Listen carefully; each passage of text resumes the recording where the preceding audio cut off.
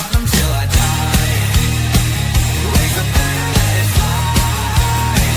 Through the rain, through the fire. This is my club, my only desire.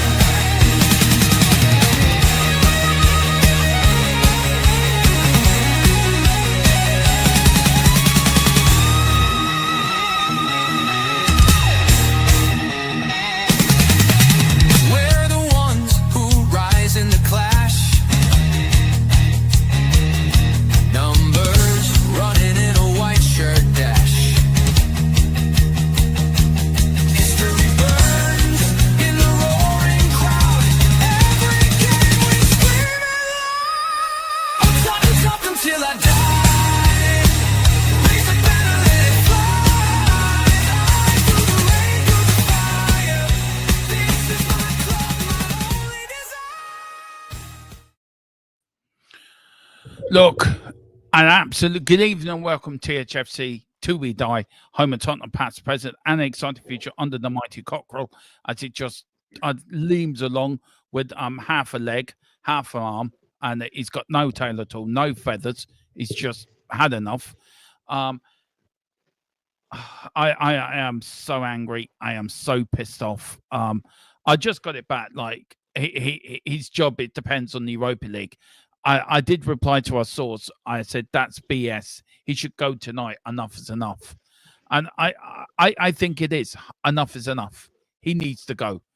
Ange Postecoglou, the players all need to hang their head in shame. We thought Wolves was bad, but tonight was even worse. I read out through the match, right? And I read out again. This is from the game. This is actually from the game. And I read it out and I know say, only Forest fans. Our fans have been silent. The whole team looked uncoached. No patterns of play or style anymore. I'm speechless. And then I got this little bit of stats. I mean, this stat for me is just unreal. I don't know where I've put it now. Where is it? Come on, where is he? Where are you? Oh, here we are. Aussie Idealist, 19 league defeats, 93-94. Ange Postecoglou, 18 defeats in the Premier League, 24-25. Jerry Francis, 18 defeats, 96-97. That was during his injury hit season. Only one manager in Tottenham history has had more losses in a season than Ange Postecoglou, and that was Aussie Idealist. When we nearly got relegated that season, we went to Oldham, beat Oldham 2-0, but we lost to QPR 4-1 in our final game of the season. I will get to the lads in a minute to get their thoughts on it. I'm just too angry. I will say something I may regret. That's how angry I am after seeing that load of shite tonight. Big up to Casey Flockhart, 21 Yeah. top. Don't know what that means, but welcome. Kirsty, nice to see you in the chat. Please hit the like button, subscription button. Big up to Boris. At least we scored a goal on this day, something United didn't do yesterday, so that's a positive, I guess. Yippee. I'm really full of excitement because that's sorry, Boris. Good evening again, everyone. Watching our beloved Spurs is like a carry-on film. They never made. Carry-on films were consistent. We're not. Carl Simpson calls for my sins. This new song gives me joke box feel, hero vibes. I love it. Yeah. Something you would play ahead at a Ramsey. Yeah, Not totally. Ramsey, Rambo. Totally. Something. It does give you jukebox hero vibes. It gives you that Sylvester Stallone sort of bad action hero film sort of vibes, but it's great. I love it too. Wayne Bonner says we should change the intro to Metallica's Welcome Home Tottenham. Yeah, we would get so badly done by YouTube. Our channel will be taken down. Don't worry, lads. Didn't want to win anyway. Nah, we didn't want to win, did we? Nah, we didn't. We just decided to turn up and have a defeat because we felt like it. Wayne says, when Ozzy was in charge, we played over 40 league games and lost Sheringham in 96-97. Francis lost half the first team to injury. A bit like Ange this season, really. Tottenham loaned Solomon to Leeds, who are promoted to the Premier League today, and Tottenham are at the bottom of the Premier League, yeah. And then Wayne Bonner, Ange will lose over 20 league games. Yeah, he will do. I even got a message from Mr. Brady.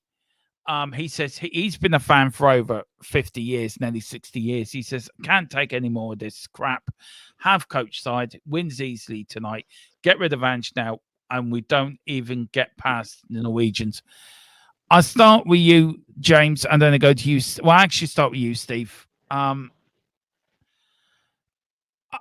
Where do you put tonight into perspective? I mean, there's no good spin on this. The players have let us down badly, really badly tonight.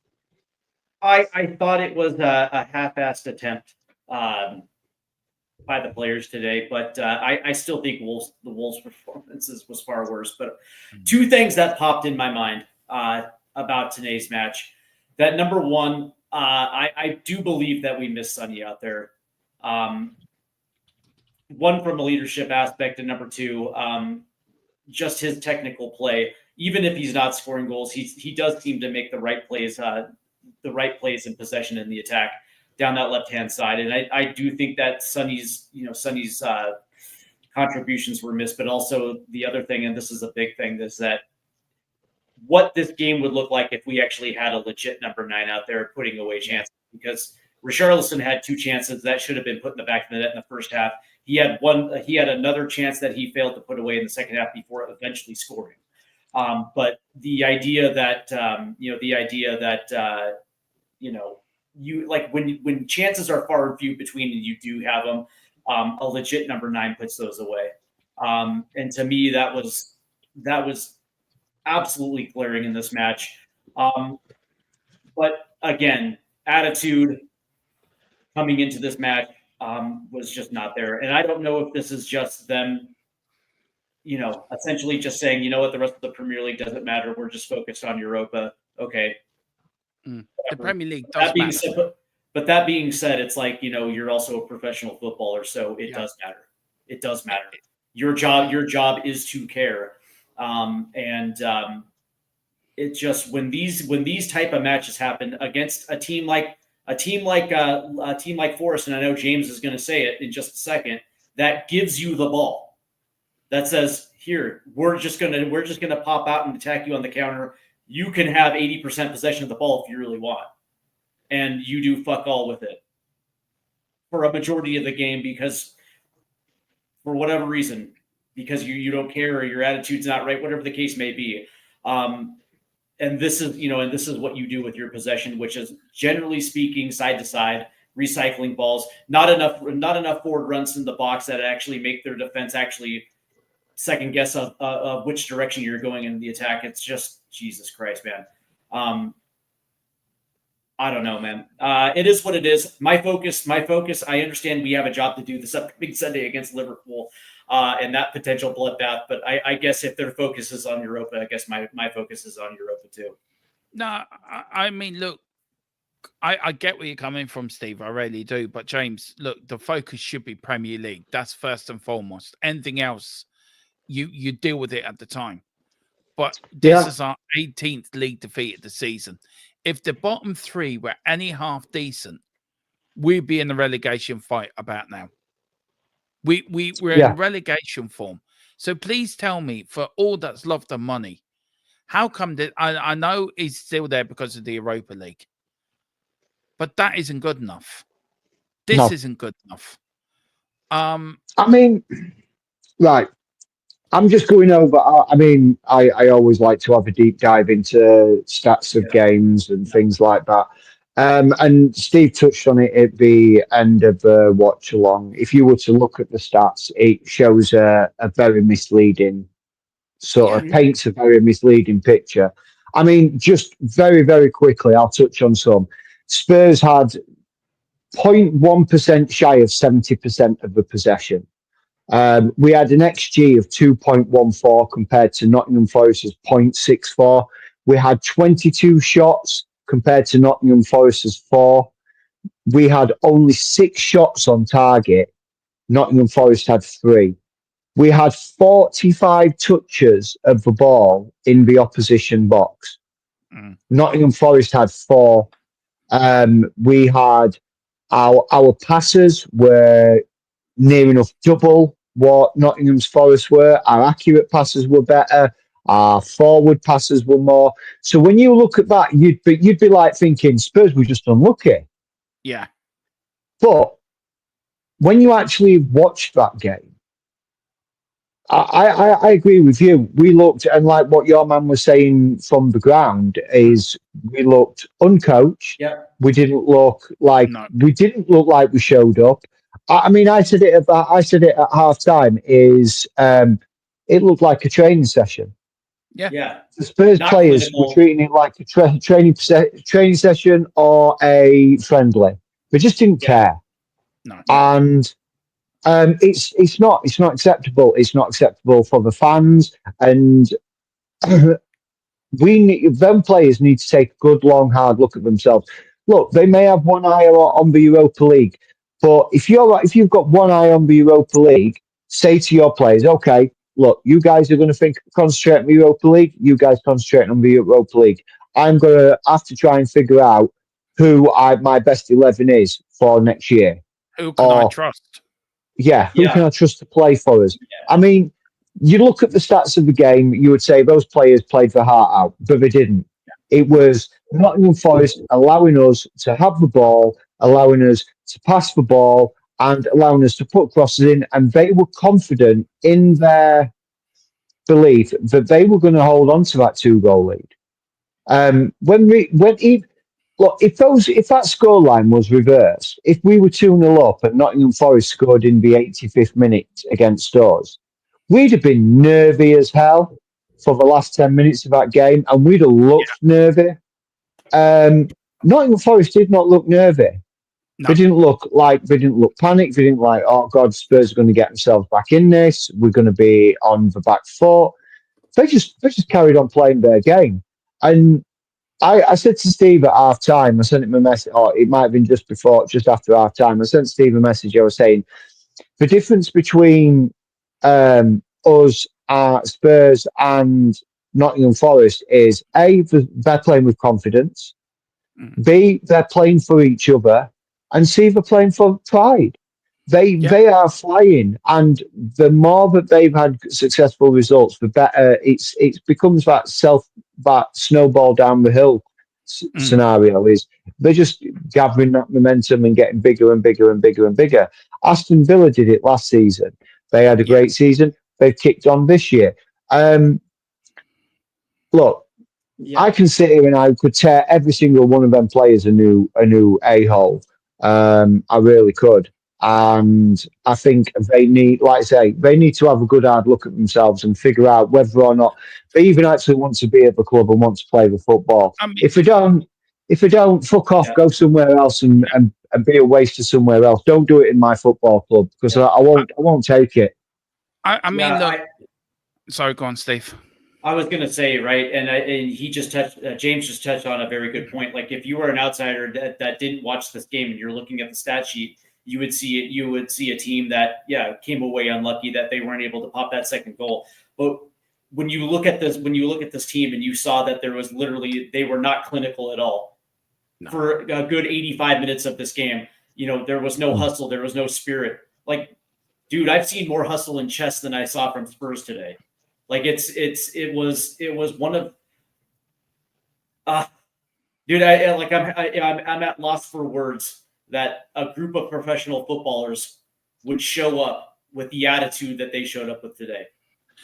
And what gets me right is we've got no midweek game. Forest have a game on Sunday. They have an FA Cup semi-final on Sunday. And they showed more commitment and more passion than we did in 85 minutes. The last 5 minutes, we say last 10 minutes plus injury time, it looked like, oh shit, we might do something here. Let's do something.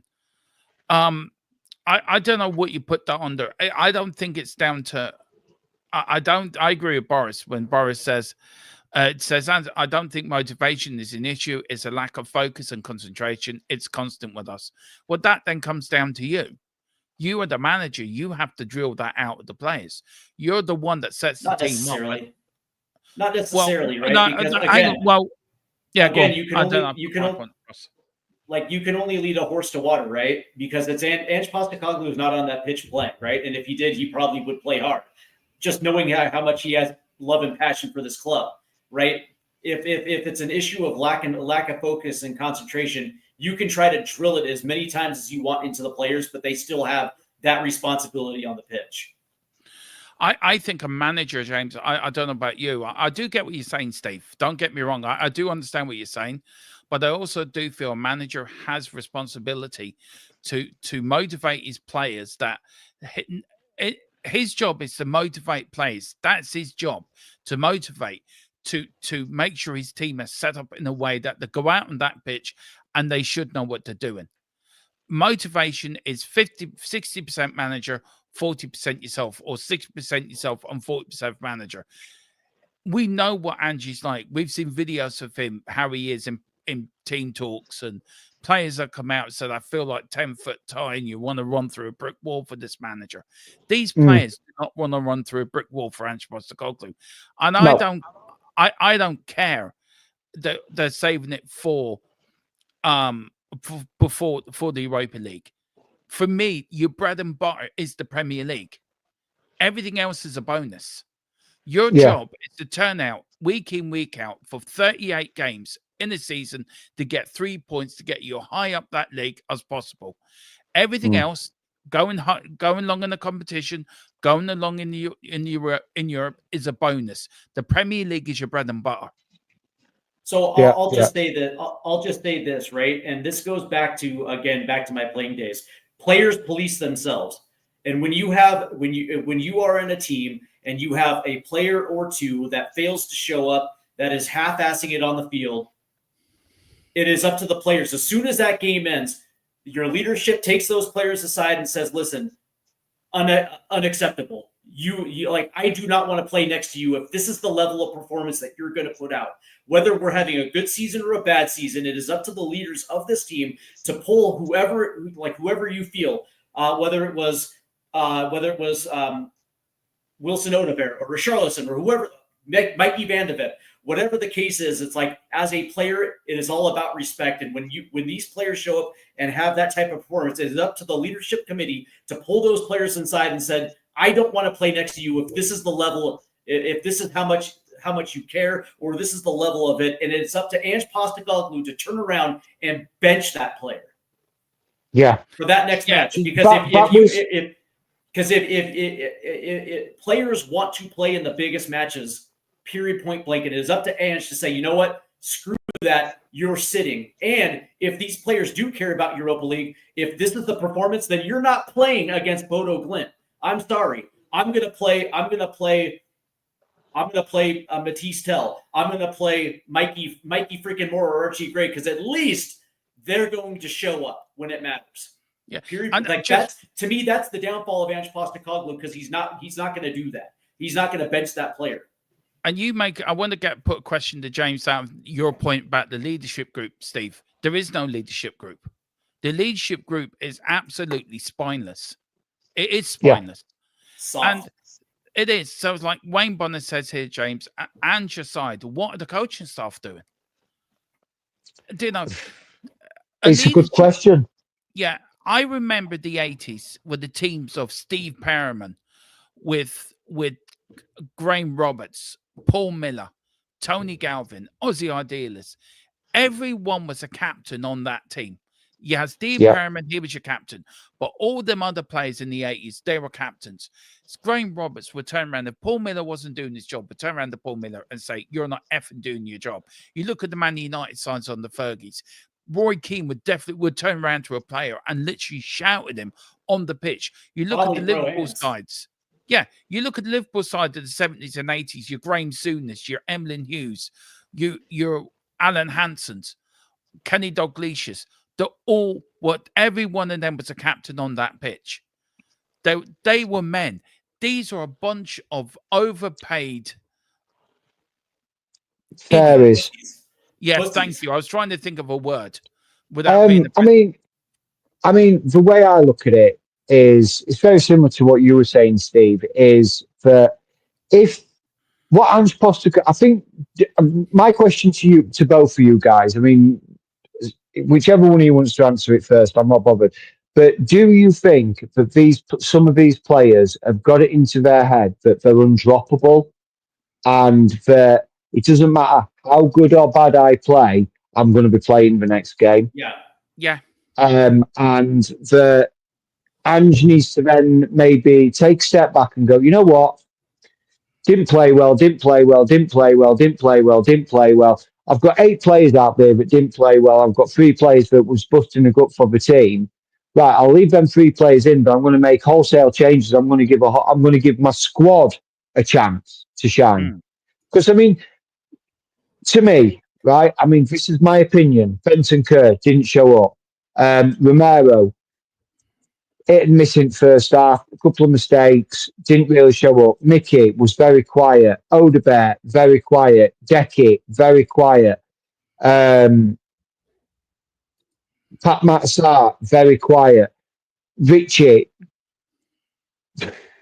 Richie's an enigma to me. It's like he disappears for 80 minutes in the game, pops in a goal, and people rave about him. And it's like, no, you can't disappear for 80 minutes in the game and then pop up for 5 minutes and expect to be a world-class player. It's not happening. Dom Solanke, when he came on, didn't really change the game. One player that came on that changed the game or tried to drive that forward was once again the same player that Eintracht Frankfurt got my man at Schmeiser's Bergvall. Came on, was running, was hustling, was trying to close down the gaps, trying to snuff out the danger in the middle of the park. And to me, the way how I would set up against Liverpool, if I was going to have a midfield 3 against Liverpool, I would have Bergvall, Archie Gray, and James Maddison as my midfield 3. Have Bergvall and Gray as the holders, Maddison as the advance, as the number 8, and see how it goes. Yeah. Put Tell out on the left. Give Mikey Moore a run out on right, or give Mikey Moore a run out on left and put Tell out on right. And then, I don't know, put Dane Scarlett up front. Jesus Christ, I mean, in Europa League, when it looked like we were going to fucking lose, he put the youngsters on and they turned the game around. But he's not going to do that, is he? Because he's not going to do that because he's too busy. He's too concerned about the image of the fucking first team players. Fuck the image. Play for your fans. Give the fans heart. That's how this is set up. Is like Ange Postecoglou sets up the leadership committee that's supposed to police themselves, right? And this is how soft we are. In a match that we're down 2-0 at half, right before half, you see one of your vice captains laughing and joking and hamming it up on the sideline. I was just about to say that. Not focused on the game, has the attention is not on the game. Same thing with a guy like Brendan Johnson, who, quite honestly, I think we all agree that I don't know how you feel. It's like his development is plateaued and he can't be counted on unless you're playing Southampton or Ipswich. He doesn't show up, right?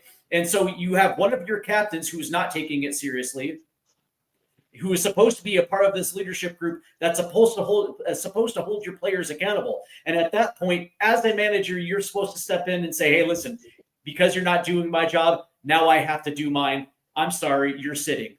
And if that means you miss Bodo Glint, you had nobody to blame but yourself. That's when Ange Postecoglou, and you're 100% right. It's not about image. It's not about protecting your players' feelings. If they're not going to give a shit about being down 2-0 in a game that you probably should have showed up for, you don't get the opportunity to play in the biggest game. Sorry.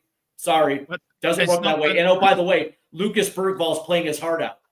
You know what I mean? The 19-year-old is the one that's playing his heart out. I got a couple of comments here I want to get through. We got here from Philip Brady. Team, it's not being coached. They're left to do whatever. They're left to do whatever. It's pathetic and embarrassing. Big Bad Ron, big up you, sir. Welcome. He says it's the race structure won't change. We could be looking at mid-table for the next 5 years. Philip says the same. Mid-table would be like a cup win at present. There's so many people in tonight. Philip says, but he agrees with you, Steve. Bergvall, I agree that Bergvall's player of the season. Close by Jad Spence, by the way. It took 80 minutes for Porro to put in one decent cross. Yeah. I mean, but also he completely no-showed Forrest's second goal by not closing down the space that allowed that cross to go in. It's like he was absolutely lazy. Yeah. Look, Uh, I pissed. look. It's so embarrassing to see a team play like this and not play for the shirt. Yeah. And I'm sick of the narrative. I'm sick of this narrative of, oh, he'd be in because of the Europa League. I said it in the watch along. It's like living in purgatory. He's either staying or going. Whatever you do, for Christ's sake, Like, just get it if you over wanna- and done with. If you want to sack him, you sack him because he's soft on his first team. He doesn't like, and that to me is what pisses me off. And oh, by the way, and now you know why I want James, like why I wouldn't mind seeing James Madison go, is because images on the sideline when he's absolutely not glued into the game and he's laughing and joking down 2-0 at the half, and it's like that's the image of what Tottenham Hotspur is right now. It's just a big fucking joke. Yeah. And if you want to sack Ange based on results, fair. But it's like, I think James and you and I are in agreement. It's like, dude, you're soft on your first team when you probably should step in and rule with an iron fist at sometimes. I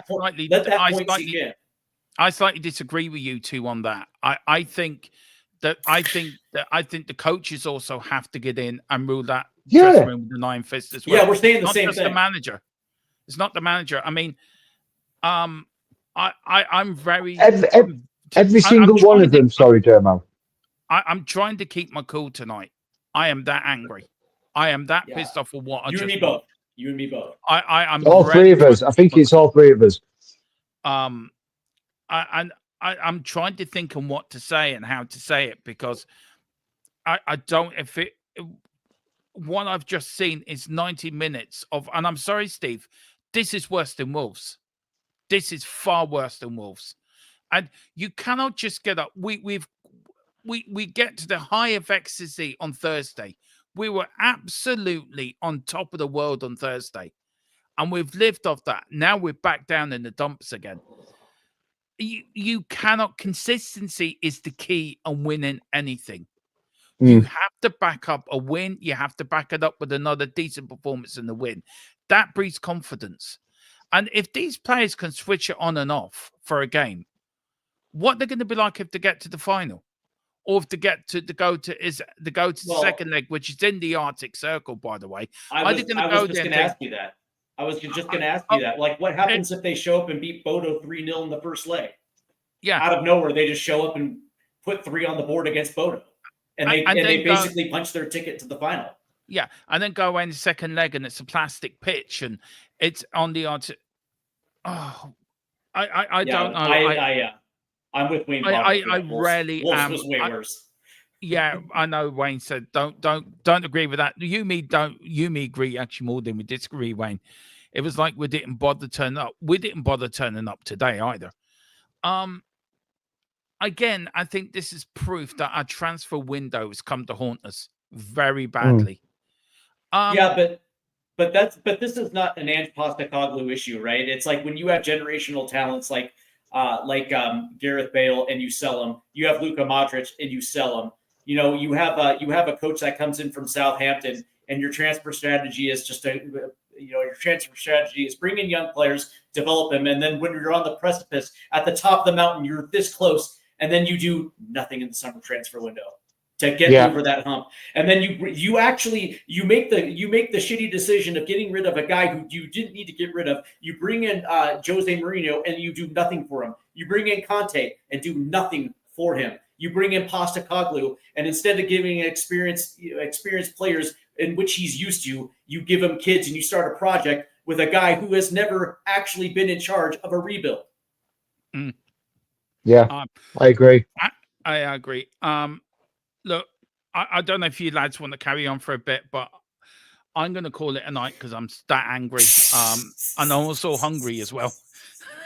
So yeah, I don't know if you guys want to carry on for a few more minutes. Yeah, we'll carry on for like 5-10 minutes and then call it a night. Yeah. Yeah. I'll sit in the background anyway. But listen, guys, I will see you for the next. I'll see you when we're on Wednesday night. We're on, aren't we, James? You and me? We're on. Yeah, we're on to Wednesday night. Yeah. Yeah, Wednesday night. Join me and James for a bit of a debrief. from that, and also going through transfer stuff. And then we've got Liverpool. Listen, guys, thanks all for watching. But look, James and Steve will carry on, and then I shall see you see you tomorrow night. I think me and Colin are doing something on Big Up, so we'll let you know what we're doing. All right, come on, you Spurs, in the big cockle week. Yeah, dude, Dermot tapped out. He was so upset he had to tap out. Understand? Yeah. So, all right. So here's the question then, right? Because I mean, continuing to talk about this performance against Forest is like talking about a performance against Wolves. It's all shit. So putting that performance aside, we have Liverpool coming up, and of course, all they have to do is just show up and score a goal, and we probably crumble, and they win the league. It's unfortunate, but all right. Well, let's talk Liverpool. I'm sure you expect rotation. If you're Ange Postecoglou, how do you approach Liverpool? I'd get me under 19s and say, do you fancy playing for first team? How do you feel about Anfield, lads? Yeah. Look, Liverpool is, I mean, the only thing that I think could possibly save us against Liverpool is if Crystal Palace cause an upset and beat Arsenal. If Crystal Palace beat Arsenal or even get a point against Arsenal, it's mathematically impossible for Arsenal to catch Liverpool. So they'll have already lifted the title. So they're going to be in party mode anyway.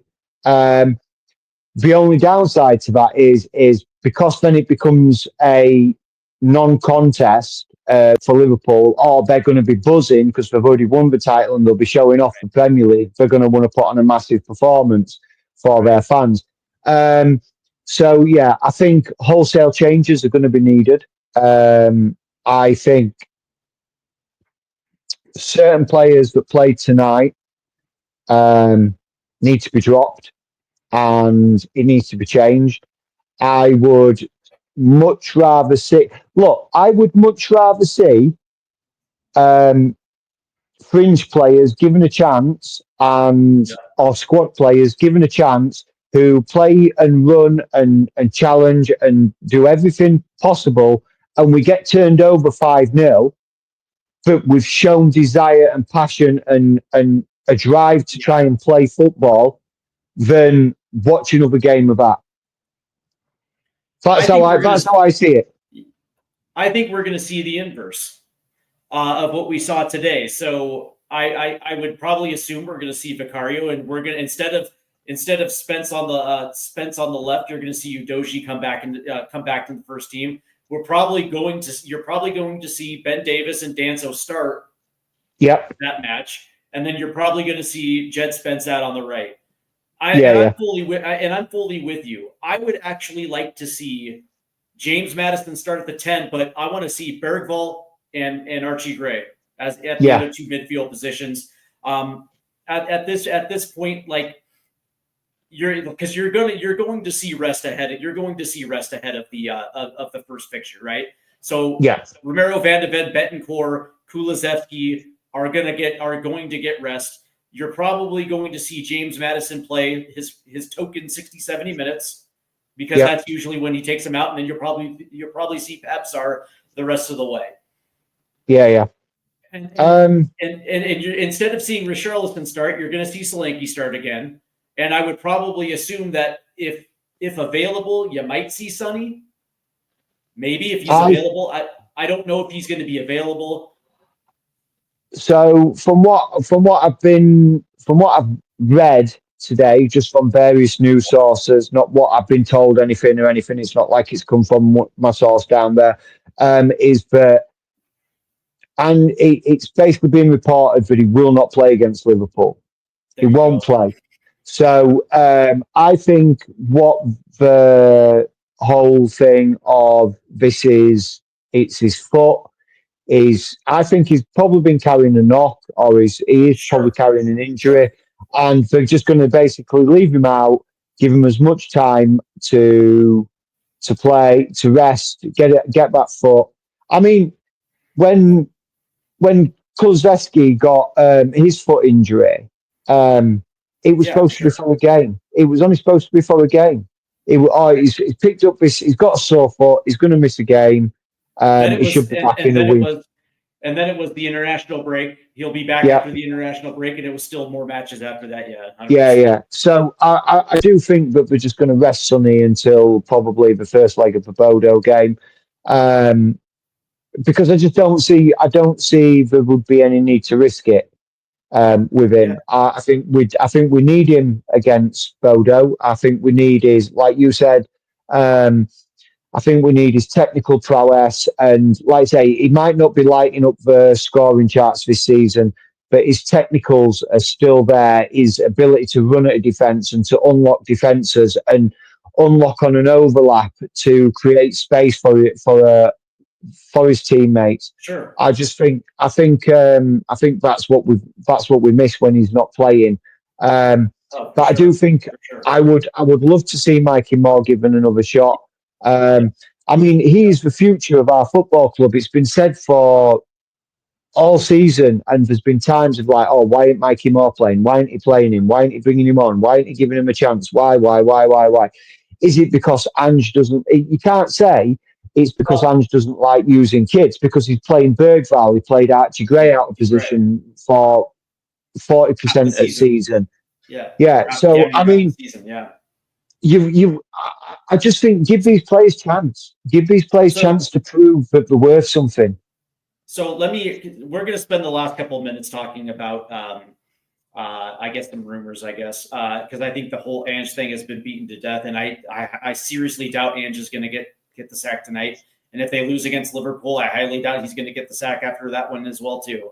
Like this is going to be Europa League or bust, and I think he's bought. I think they're committed to at least until the Europa League run ends anyway. So let's talk about Mikey Moore, because the rumor is that he himself has gotten himself a knock, which is why he wasn't in the match day squad today. What have you heard about that? Is that something that was true, or was he just dropped from the match day squad? I'd not heard anything about an injury or anything like that. I did no reports of an injury. I actually thought he was in the match day squad. I messaged you during the thingy about why ain't Mikey Moore coming on, because I've not seen the full lineup. I missed for like the first 30 seconds and the build up of the game, just due to some family stuff. And it was like I thought he would have been in the squad and the match day squad. So I was quite shocked. So maybe he has picked up a knock. I mean, during Ange's press conference, he'd not said anything about him being injured, or as far as I was aware, he had a fully fit squad to choose from. So unless it happened early today in a warm up, I don't know. But yeah, I just think that we've got so many good young talents in and around the team that he's got to look at his squad, and he's got to. I agree with you. He's got, if they're not willing to play, if the first team players are not willing to play or pick and choose when they turn up, put them on bench, make them sit there. Make them sit there and say, look, I've got an 18-year-old kid, Archie Gray, who's playing out of position, who's busting a gut to cover our defence for you while you're sat there because you're not turning up and you're not playing with pride and you're not playing with passion. I'm dumbfounded by it. You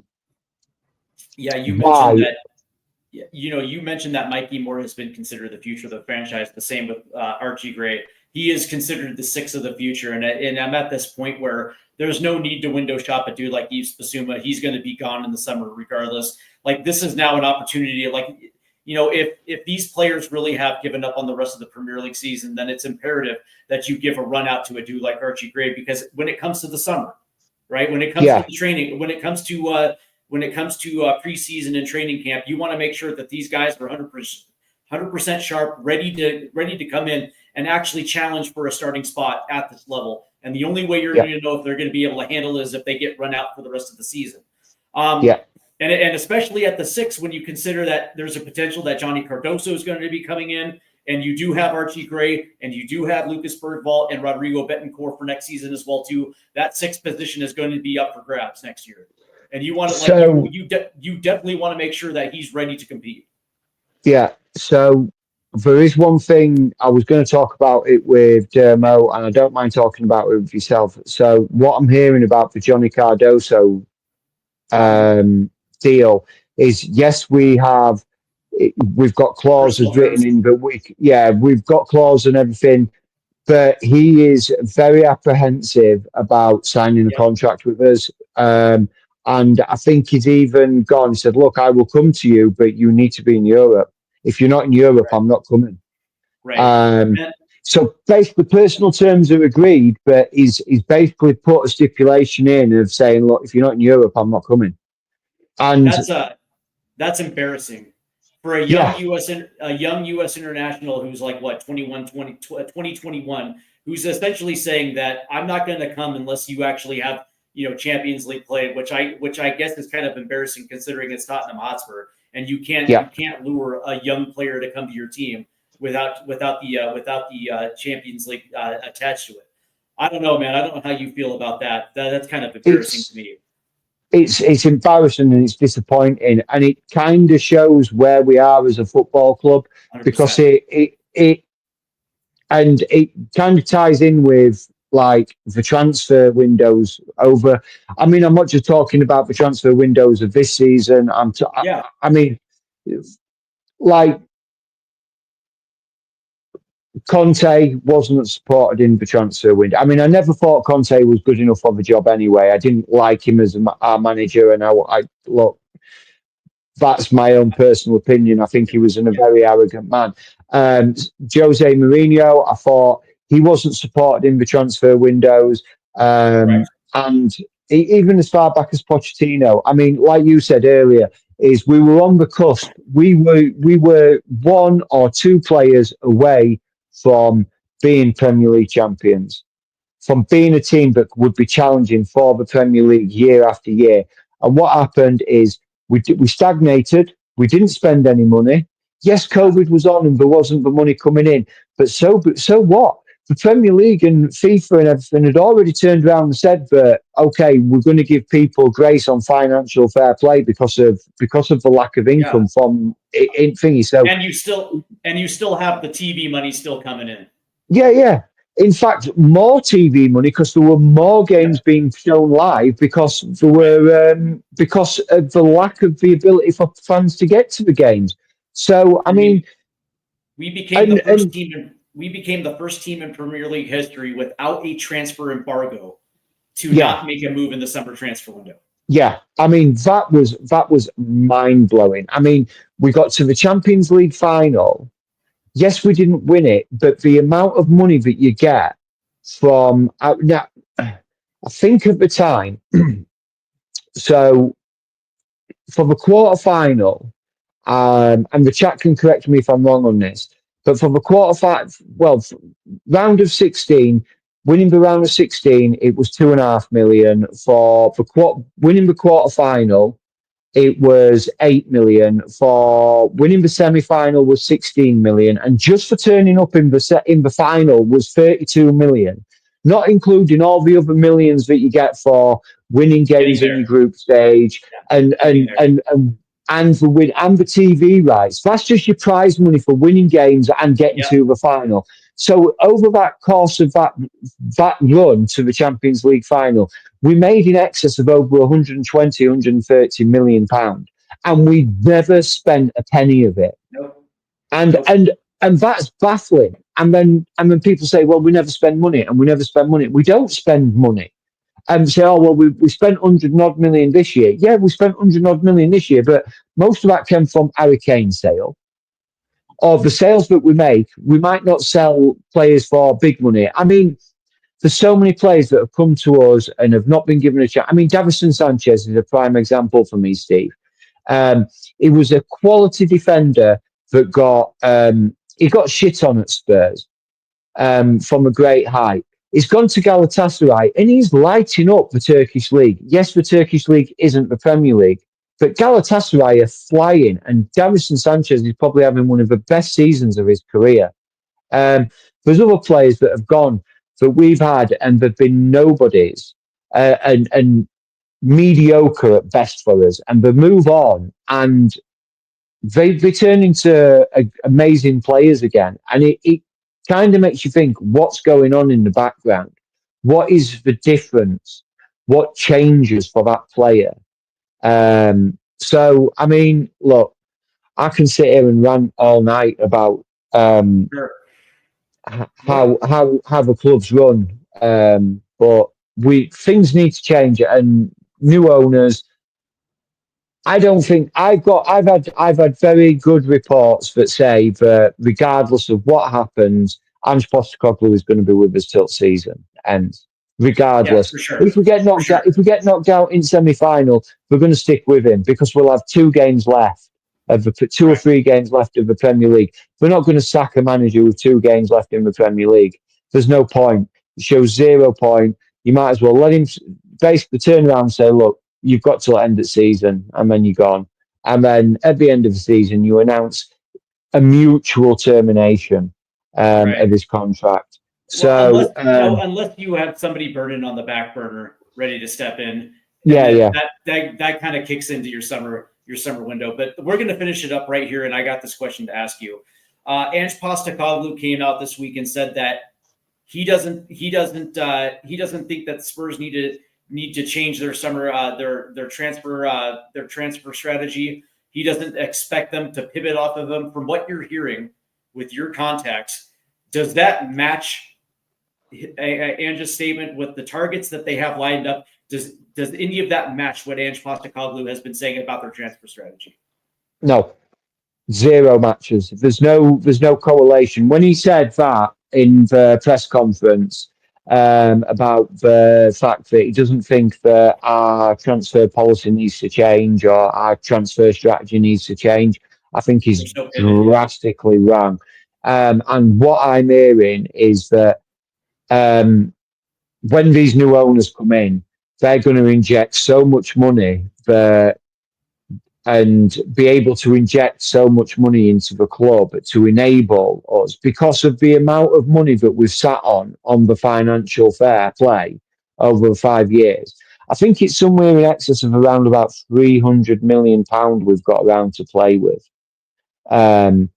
before we even start to even get concerned. So if you've got £300 million to play with, that's for maybe 5 decent players who you can bring in. Get a couple of free transfers on all the players that are going out for contracts that we could get in for a season or 2, and change the fucking wage structure. Give players money, because that is what is going to ultimately allow players to want to come to us. Because if we're offering players peanuts, you're going to get monkeys, and we're going to play like monkeys. Right, and that's the one caveat that I think is important, that there is going to be a takeover.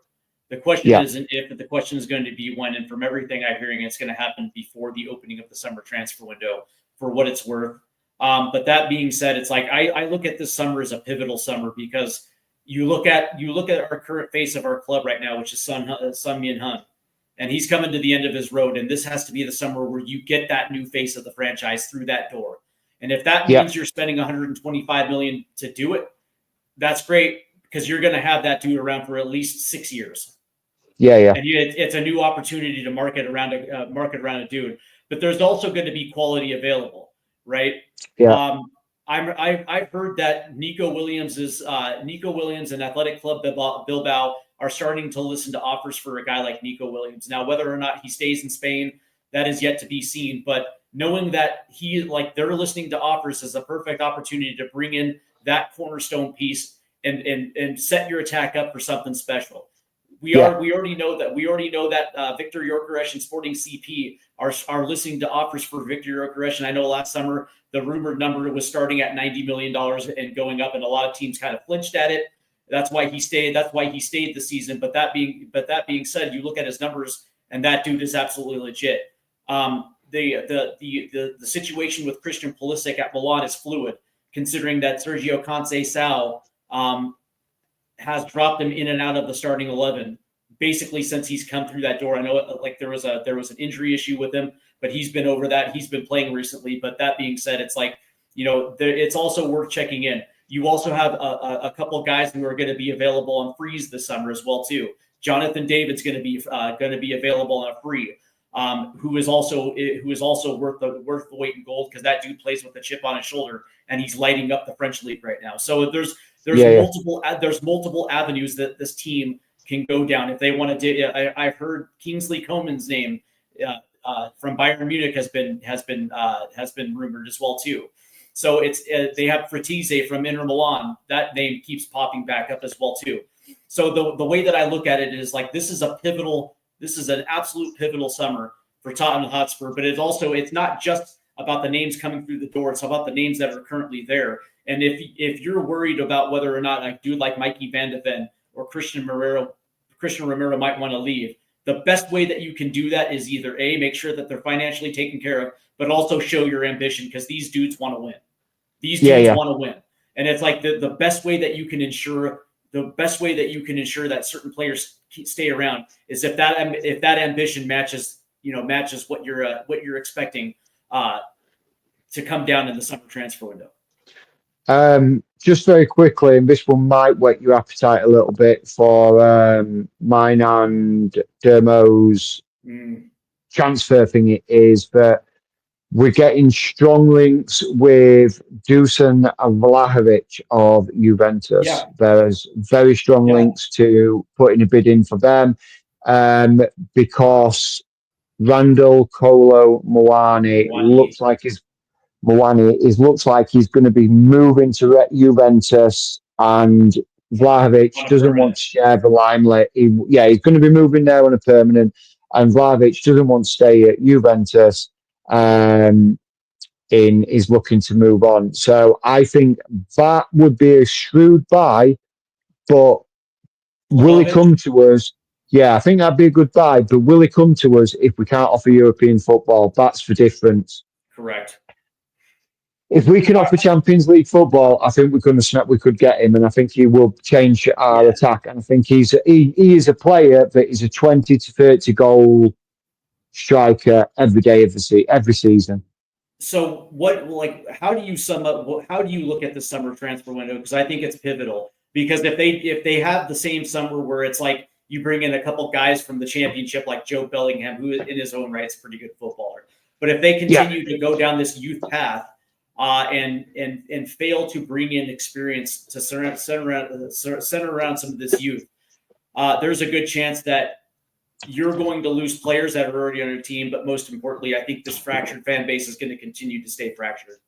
Yeah, 100%. We have to show intent, and we have to show that we want to compete at the top, and we're not going to settle to be a second fiddle team anymore, or even a third tier team anymore. Not like tiers in the leagues, but we need to show that this summer is got to be massive for us. It's got to be the biggest transfer window we can possibly have. There's no ifs or buts about it. If we are not bringing in 4 or 5 quality players this summer, then I can see another season of this. And if the teams that come up recruit better than what the teams that came up last year did and play better, I can see us being in a real relegation and big trouble next year. It's a big season for us. It's going to be a big, big summer window, and we've got to if Angie's still there, we've got to back him, but not just back him a little bit. We've got to back him to the hill, and we've got to bring in quality, not quantity. Quality, and that's the difference. Yeah, and that's the big issue with me. I want two guys through the door that have that Champions League experience, that have actually played in big games, that have won cups, that have won the league, that knows what it takes to do that. That's going to help kick these young players on as well too. Somebody that actually is a leader. So before we go, I gotta ask you this question. I'm going to put you on the hot seat. This summer, and I know that it's very early because we still got games left. But do Spurs bring in that big £100 million player this summer? They've got to. They have to bring in that £100 million player. We can't not. We've got to spend that kind of money. We've got to spend that kind of money maybe twice. Yeah. We've got to. I mean, Dom Solanke is our. I mean, this is crazy when you think about it, but Dominic Solanke is our highest ever transfer, and it was 68 million. 68 million. Yeah. Yeah, and when you look at Liverpool, you look at Man United, you look at Chelsea, you look at Man City, you look at Arsenal. That's a squad player to them. Yeah. 68 million is a squad player. That's not somebody who's going to be lighting up the instant first team, going to come in and change their team. That's somebody that maybe a impact sub or somebody who's going to play maybe 40% of the games starting and the rest of the games off the bench. Cup competitions mainly, few league appearances, maybe a few European appearances. But when they want someone big, they go out and spend the money. Yeah. Prime example for Manchester City, the one that always sticks out to me for Manchester City is we were linked with him, and I've just forgotten his name. It was right there in my head. Aston Villa, ex-Aston Villa player. Oh God. Oh, you talking about Jack Grealish? Jack Grealish. There you go. 110 million, I think they paid for Jack Grealish, and he's basically been sat on bench for near enough 2-3 years. Yeah, he's essentially become a squad player. But Yeah, that being said, you know, what's interesting is like when you look at a team like Liverpool that's owned by Fenway Sports Group, right? They have a hard budget, right? Every single year. It's not like Man City where you're just going to spend for the sake of spending. They have a hard budget, but the difference is they have sound, smart people running their football operation, and they only target players that actually fit their system and what they're trying to do. And that's the thing is when they target it, they generally get it. And with Spurs, it's like, dude, it's like throwing darts at a dartboard. You know what I mean? Hoping something will stick. Yeah. But it's not one dart at a time with us. It's like we'll grab a handful of darts and we'll throw 10 darts at the dartboard and hope one will hit the bullseye. I mean, we did that with when we sold Gareth Bale. We bought 7 players. You held 7 darts, threw it in there, and the one that stuck was Christian Eriksen. Yeah. And it's like that. It's we need to stop buying getting numbers. We need to stop buying numbers and start buying less numbers. Look, I'm all for when we get linked for this play, that play, this play, and that play, and transfer rumours and everything like that. That's fine. That's football. There is always going to be transfer rumours. I think in the summer just gone, I think we missed a trick in not signing Jonathan David that season, 100%. That summer. I think letting him thinking that we were going to kick on and we were going to be able to offer better things this summer and on a free transfer would be more of an attractive option was a mistake. I think there's too many big clubs out there that are sniffing around him. And I think we should have acted quicker with the Muani deal this winter window. We should have been more decisive and basically said, this is what we're offering. This is what you think coming to. This is what we want you to do. But instead, we drew it on. We let it trickle and trickle and trickle along and trickle along and trickle along. And then Juventus got a jump and said, oh, well, Spurs obviously aren't that interested in him. Okay, come to us and this is what you're going to get. You're going to get first team football. You're going to get this. You're going to get that. And this is the money that we're going to pay you. And we'll give you a contract. If we like you, we'll give you a permanent contract. And he's going to go, all right, yeah, fair enough. Yeah. I mean, I mean, I'm a big fan of Matisse Tell. I know you and Dermo, you have your reservations. I think he's going to be a quality player, and I think I do he's. too. But when it takes your manager phoning him up and saying, "Look, I really, really need you to come to this club, and really, really want you to come to this club because of this project that I'm trying to put together," and it took that for him to change his mind to Yeah. get him to come.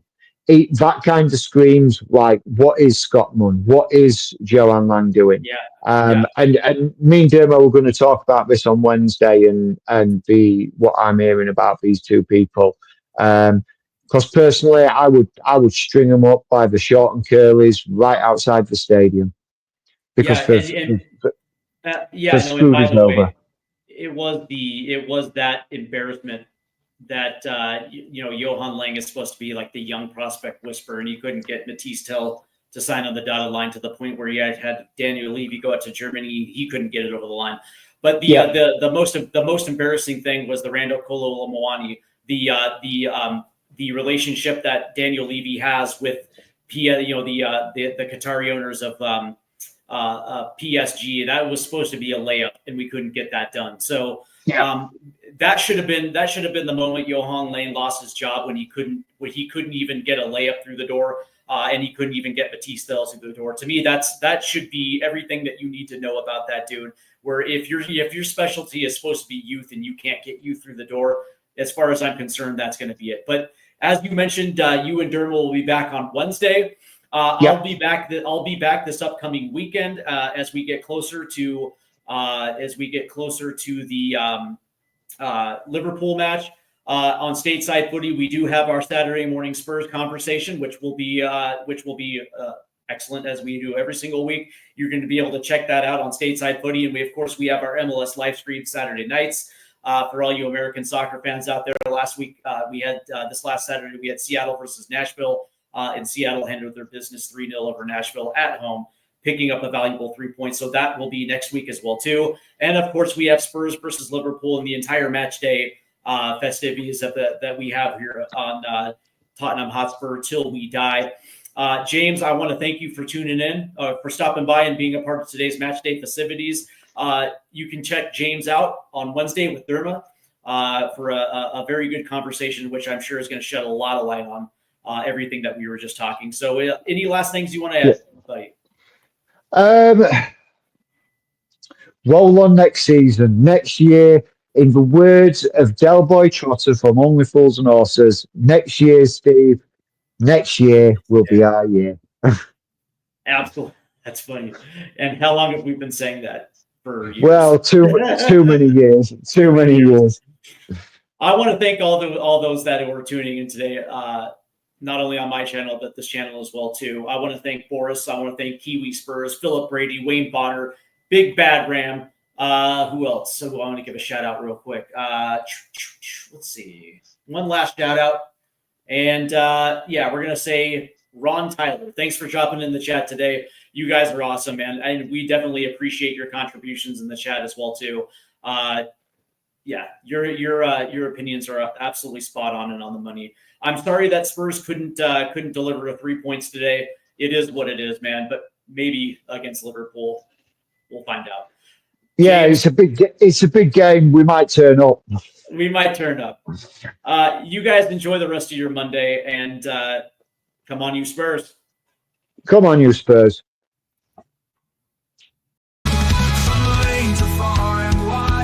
With the pride of the fight on this journey we'll